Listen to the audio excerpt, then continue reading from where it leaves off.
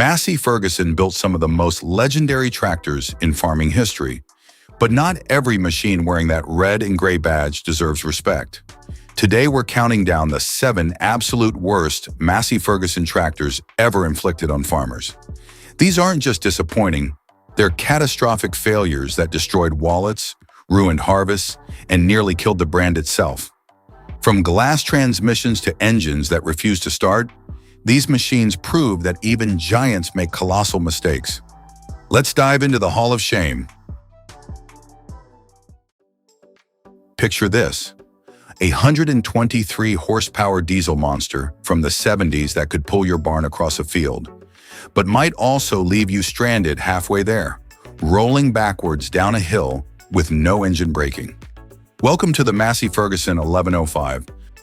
Under that hood sits a Perkins turbocharged 6-cylinder beast pumping 5.8 liters of pure diesel fury, 110 horses at the PTO, 83 at the drawbar. This thing weighs in like a gladiator ready for war, with a 208-liter fuel tank because it's thirsty work being this powerful and this problematic. But here's where the nightmare begins. That famous multi-power transmission, it's a ticking time bomb. Switch to low range and suddenly you've got zero engine braking. Zero. You're descending a slope with a loaded trailer and physics just became your worst enemy. And if you dare shift into park before you've completely stopped, that park pedal snaps like a pretzel and now you're tearing the whole transmission apart just to replace a $10 part. Then there's the charge pump, constantly bleeding air, losing pressure when hot, causing your hydraulics to jerk like a caffeinated kangaroo. Steering cuts out. PTO dies. Your radiator? Too small. Your cabin? A dusty, deafening sweat box with an AC that quit in 1974. The verdict? The 1105 is proof that raw power means nothing when your machine is actively trying to kill you. It's the tractor equivalent of dating someone gorgeous who also sets your house on fire. Twice. Imagine spending your hard-earned cash on a tractor that looks like its legendary brother, the MF-135, but performs like its unemployed cousin who borrowed money and never paid it back. Meet the Massey Ferguson 130. 30 horsepower of pure regret, built in France from 1964 to 1972, and remembered as one of Massey's greatest failures. Let's talk numbers. Under that compact hood lurks a Perkins A4.117 4-cylinder diesel, 1.8 liters of disappointment pushing just 30 horses, 26 at the PTO if you're lucky. It weighs 1,200 kilograms, runs an 8-speed transmission, and features dry disc brakes plus synchromesh. Sounds fancy, right? Wrong. Here's the horror show. That Perkins engine is an absolute nightmare in cold weather. Indirect injection means it refuses to start when temperatures drop. And when it finally does fire up, it breathes like an asthmatic chain smoker. Oil turns to gel. Connecting rods snap and punch clean through the engine block like a mechanical murder scene. Then there's the PTO shaft, so pathetically weak it can't handle a bush hog without collapsing into expensive metal confetti. The hydraulics? Pure chaos. Lift arms freeze. Pressure vanishes mid-job. And good luck finding parts because this thing was built entirely in France with zero compatibility with the popular MF-135. Parts availability today? Basically extinct. The brutal truth? The MF-130 was a cheap upgrade of the ancient MF-25, a half-baked attempt to create budget machinery that ended up creating budget nightmares. It's the tractor equivalent of ordering a croissant and getting stale bread. The MF-130 isn't just bad, it's a masterclass in how to ruin a brand's reputation 30 horsepower at a time. They called it the Gold Belly because of its iconic copper gold paint job. But beneath that beautiful exterior beat the heart of pure frustration, a tractor so stubborn in cold weather, farmers literally dreaded winter mornings. Welcome to the Massey Ferguson FE35 diesel, built in Coventry from 1956 to 1960, where style met suffering. The specs sound decent. A standard 23C 4-cylinder diesel engine displacing 2.3 liters, cranking out 34 to 37 horses. 6 forward gears, 2 reverse. Ferguson's advanced hydraulic system with depth control. At 1,200 kilograms, it should have been a workhorse legend. Instead, it became a cautionary tale. Here's where everything collapses. That standard 23C engine is a cold-starting disaster. Early versions had no individual glow plugs, just one pathetic thermostat unit at the intake. When temperatures dropped, this thing refused to fire without ether spray, and here's the death spiral. Farmers got desperate and constantly blasted ether into the intake, which slowly destroyed the piston rings, killed compression, and made starting even harder. Mechanical self-destruction by design. While FE35 owners sat there freezing, Fordson Dexta farmers, with reliable three-cylinder Perkins engines, were already plowing. Massey Ferguson lost customers by the truckload because of this catastrophic engine choice. The chassis? Bulletproof. The transmission? Rock solid. The engine? An expensive paperweight that hated mornings. Restoring a standard 23C costs a fortune compared to swapping in a Perkins three-cylinder. The FE35 diesel is a collector's piece now. That gold belly makes it gorgeous on display. But for actual work, it's proof that pretty paint can't hide ugly engineering. 37 horsepower of regret wrapped in copper. Imagine taking a legendary tractor, the beloved MF-135, and upgrading it into something farmers actively avoid. That's the Massey Ferguson 235. Launched in 1975 as the future of farming, but remembered as a masterclass in how to ruin a good thing in just 2 years. The numbers look solid. A Perkins AD3 punt 152 three-cylinder diesel pushing 2.5 liters and 42 to 50 horses, 35 at the drawbar, 8-speed transmission, open center hydraulics lifting 1,400 kilograms. On paper, respectable. In reality, a warranty nightmare. Here's the catastrophe. Massey decided to improve the steering system from the bulletproof 135 design. What they created was an overcomplicated hydrostatic mess that constantly failed. Steering wheels locked up mid-turn, internal gears stripped themselves. Farmers wrestled dead steering in the middle of fields, which is terrifying when you're pulling heavy implements. Then there's the front axle, redesigned to be lighter and more agile, which really means weaker and ready to snap. Add a front-end loader, and that axle becomes a ticking time bomb. Center pivot pins wore out fast, causing dangerous wobbling and fractures that could strand you instantly. Parts? Good luck. The 235 lasted from 1975 to 1976 in North America, before Massey pulled the plug and rushed out the 245 to fix their mistakes. Steering components are basically extinct now.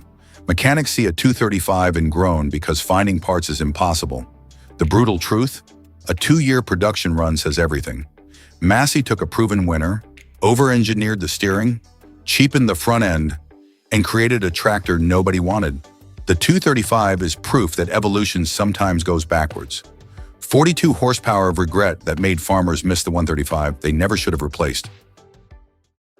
Picture this: a massive four-wheel drive beast with a roaring Caterpillar V8 that sounds like pure power, until it destroys itself from the inside out.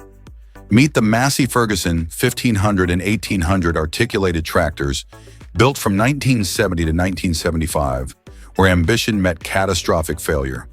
Let's talk muscle. The MF 1500 packs a Cat 3150 V8, displacing 9.4 liters and churning out 150 horses. The 1800, a Cat 3160 V8 with 10.4 liters and 180 horses, 12 forward gears, articulated steering, weighing 8 to 9 tons. These things should dominate fields. Instead, they dominated repair shops. Here's the disaster. Those Caterpillar V8 engines are parent bore designs. No removable cylinder sleeves. When wear happens, you can't swap liners. You either bore out the entire block or replace the whole engine. It's a throwaway motor in a tractor costing as much as a house. The transmission and differentials, completely overmatched by the V8's brutal torque. Gears shattered, drive shafts snapped. Farmers watched expensive machines grenade themselves under load because Massey bolted together components never meant to work together. Hydraulic lines through the articulation joint leaked constantly. The cabin? Deafeningly loud. That screaming V8 sits right in front with zero insulation. And parts? A cruel joke. Caterpillar engine, Massey chassis. Finding synchronized replacements is impossible. Most ended up abandoned because repair costs exceeded their value. The verdict? The 1500 and 1800 proved that slapping powerful parts together without engineering integration creates expensive scrap metal. 1 day working, 2 days broken, 180 horsepower of pure regret wearing an articulated body. Imagine a 5-ton bodybuilder with the heart of a marathon runner, massive, intimidating, but gasping for air under real pressure.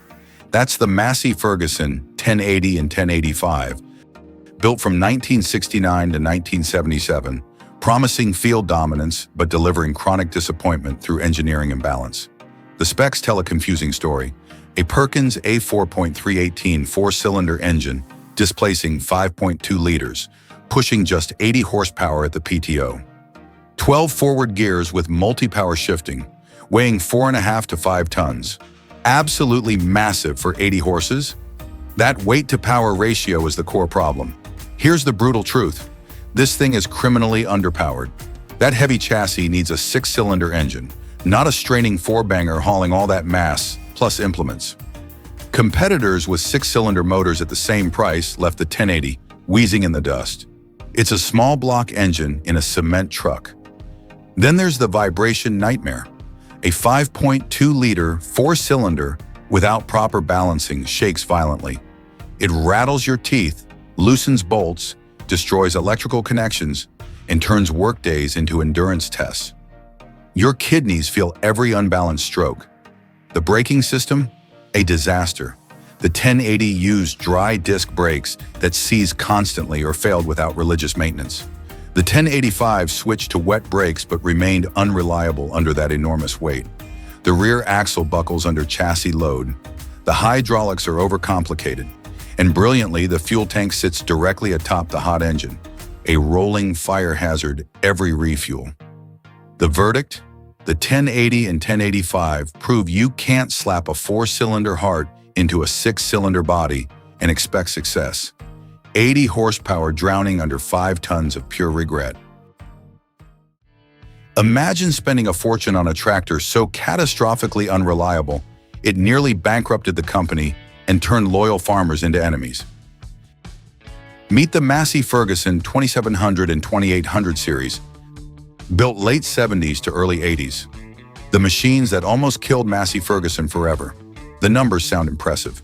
Perkins 6-cylinder and V8 engines ranging from 103 horses up to 190.